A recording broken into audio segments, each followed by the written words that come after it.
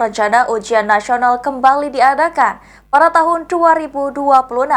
Disambut baik oleh guru dan siswa SMA di Kota Palembang dengan harapan ujian nasional menjadi barometer pembelajaran siswa selama bersekolah.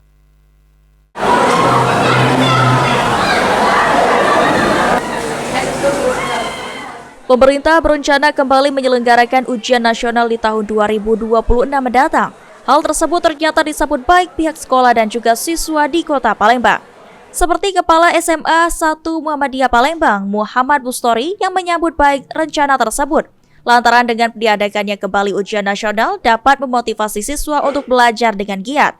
Selain itu, ujian nasional juga bisa dijadikan barometer pembelajaran siswa selama 3 tahun sekolah.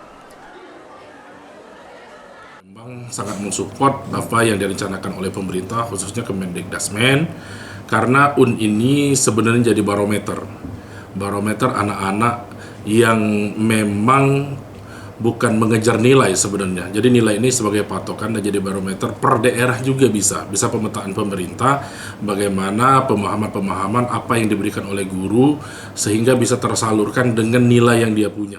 Senada salah satu siswa Masayu Azahra Kirana mengaku cukup terkejut dengan rencana adanya ujian nasional tahun depan.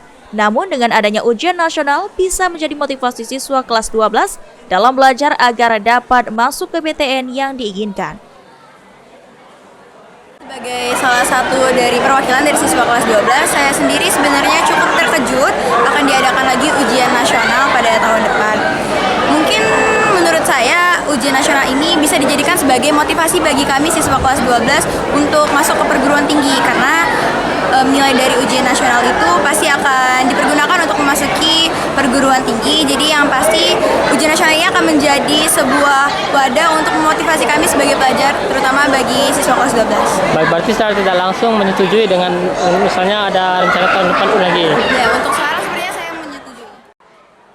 Ilham Wahyudi, PAL TV.